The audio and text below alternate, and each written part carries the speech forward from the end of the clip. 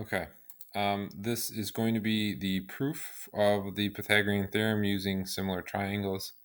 This will be your level 4 question on the next test. If we have that test, if we get back to school in time, that's all really up in the air. But this would be your level 4 question, straight up. No changes to it. It would be exactly like this. You would just need to go through the process of doing the proof. Okay. So we're not going to use two-column proof. It's more going to be more of a paragraph or written out, long hand written out sort of proof. Okay. So we have triangle XYZ. Okay, it's a right triangle. You have a right angle. And XY has a length of A, YZ has a length of B, and XZ has a length of C. And we want to prove that A squared plus B squared is going to equal C squared. Okay, so the first thing we want to do here is we want to draw a line that is perpendicular to XZ that goes to point Y, that goes to the vertex of our right triangle. So we want to draw in a line so that it's perpendicular, meaning it forms right angles, which means we're going to have two right angles here. Okay, and let's call that point W. Okay. Okay, and then we can call, let's call this D, this distance X. Y we'll call D, and then YZ we're going to call E. All right, and then C again. C is the entire distance here. So C goes from X all the way to Z, right? C is our whole length here. D is XW, and see if I can write it a little smaller so it makes more sense. See if I can write that a little better. Okay, we're going to call this right here D. We're going to call this E, and then C represented the whole length. Right? D represents this WZ. W represents this point here.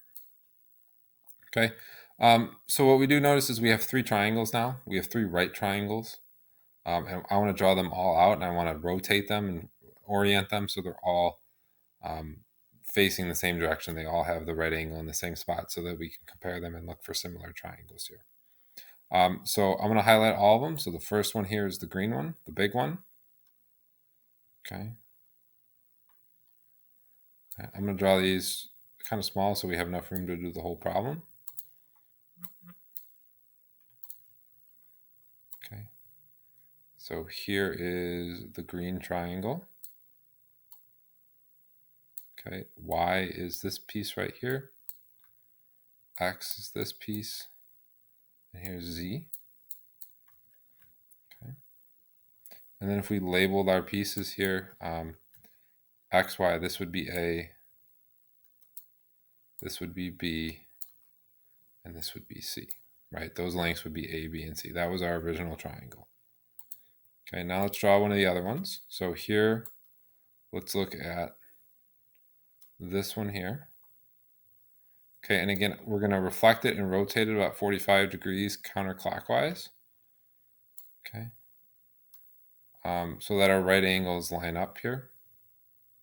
Okay, so our right angle on this blue triangle is W, so here's W. Okay, it goes up to X, so this is going to be X, and then it goes across to Y, so this is going to be Y. All right, and then if we label the lengths of those sides, the hypotenuse of this is A, so XY is going to be A. Okay, and then we said this distance right here, XW, was D. So we'll put a D in here. And now our third triangle. So this was the other small triangle. And again, we're going to rotate this and reflect it so that it's oriented the same way as all the other ones. Okay. And we're going to call that the right angle is at point W. Okay, it goes up to Y and then across long ways to Z. Okay, and if we fill in the missing pieces here, We know the length of YZ is B. And then we said the length of WZ was E. Okay. All right. Let's find another color. Okay. We notice, first let's look at the blue and the green triangle here. Okay. We notice that they both have this angle right here, angle X, in common. Right. It's part of both triangles. Angle X in the blue triangle is going to be congruent to angle X in the green triangle. It's the reflexive property. So we can use our reflexive property to say angle X is congruent to angle X. Right. That was reflexive.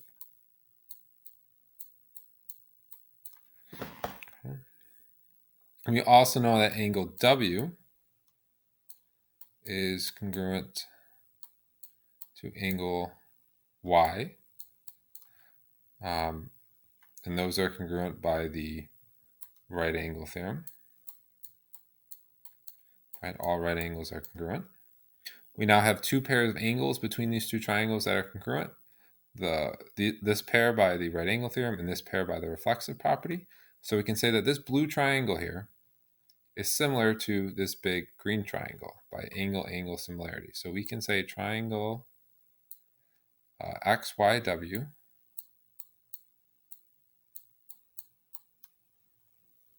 is similar to triangle XYZ. Okay, and that was angle-angle similarity. Okay, let me write that a little better. I'm trying to write small so we have enough room. That was angle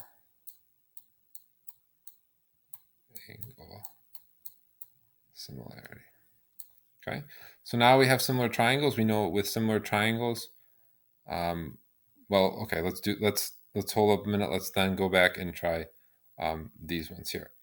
Okay, so if we look at the green and the purple, they're going to share angle Z in common.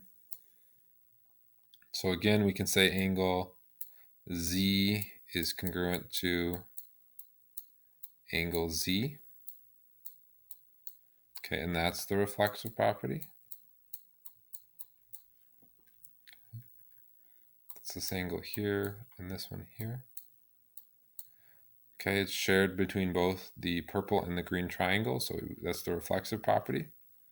If it's 53 degrees for the green one, it's 53 degrees for the purple one. Okay, and then the right angles are going to be congruent, Y and W, so we can say angle Y is congruent to angle W, and again, that's going to be the right angle theorem. Okay, so that tells us by angle-angle similarity that triangles XYZ is similar to triangle YWZ. Okay, and that's angle. Okay, so we have two sets of similar triangles. The blue and the green are similar, and then the green and the purple are similar. So each of the small ones here is similar to one of the bigger ones. If triangles are similar, we know that the angles are congruent and the sides are proportional. So we can use that information to set up proportions. So let's go back to red here. Okay, let's look at the first set here. So D is going to correspond with A, so we can say D over A equals, right? Our next side would be A and C, so A over C. Right? D corresponds with A, and then D in the blue one corresponds with A in the green one, and then A in the blue one corresponds with C in the green one. Okay, so we have a proportion there. We can then cross multiply. A times A is going to be A squared. C times D is just going to be C D. Okay. We can then do the same thing with these two triangles. Since they're similar, we know their sides are proportional as well. So we know C from the first one corresponds with B from the second one. And we know that B from the first one corresponds with E from the second one. If we cross multiply, we're going to end up with B squared equals CE. So we have two equations here once we cross multiply. A squared equals CD and B squared equals CE. What we want to do is we want to add these two equations together. So here we have A squared equals CE.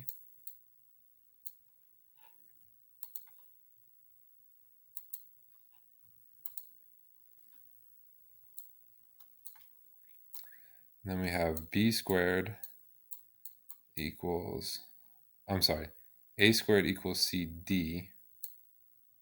And then B squared equals CE. Okay, if we add these two equations together, on the left side, you're going to get A squared plus B squared. And on the left side, you're going to get CD plus CE.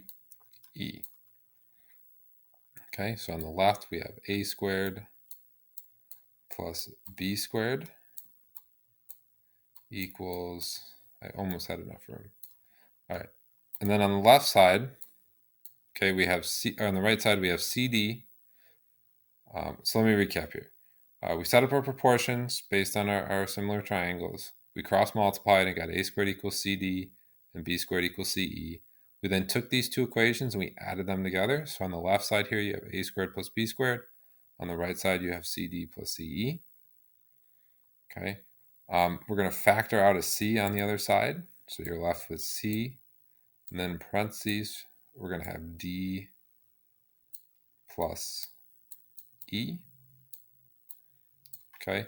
But what does D plus E equal?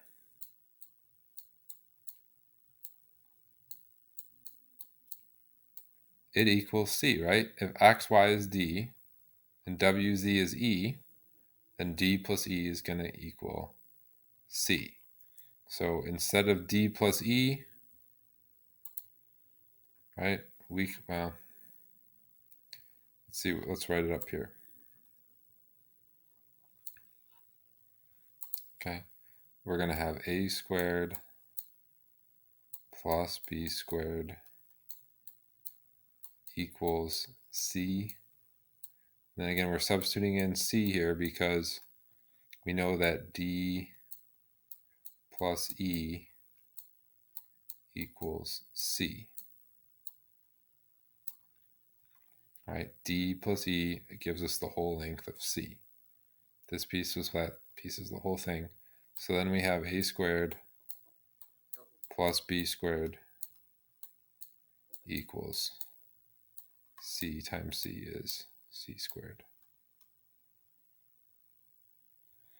Okay, so to recap the whole thing, the first thing you need to do is draw a perpendicular line, right? A line that's perpendicular from XZ and goes to point Y. Okay, and that gives us three different triangles. Okay, and three different right triangles. We simply took the two small ones, we flipped them and rotated them so that they all lined up with each other. Okay, we carried over the A's, the B's, the C's, the D's, and the E's so that they were all on those three triangles. So we had them all labeled correctly. Okay, we then used angle-angle similarity to show that the triangles were similar. They had a reflexive, and we used the right angle theorem to get two pair of congruent angles, and then used angle-angle similarity to show that the triangles were similar. Once the triangles were similar, we knew the sides were proportional, so we could set up proportions. To solve the proportions, we cross-multiplied. Or not to solve them, but just to algebraically manipulate them. We cross-multiplied. Okay, and we got A squared equals CD and B squared equals CE. We then added those two equations together. So A squared plus B squared on the left, CD plus CE on the right. We factored out a C. That left us with C times D plus E. but we know from the original diagram that D plus E equals C, right? This piece plus that piece equals the whole thing, which is C. And then C times C is C squared. Okay, there are many different ways to prove that A squared plus B squared is C squared. And you could use any of those ways on the test. This is going to be a level 4 question. Exactly this exact question. But here's the way to do it using similar triangles. But you're free to look up, and Khan Academy has 4 different ways to do it. 4 different videos. You're free to use one of those as well. We're good though.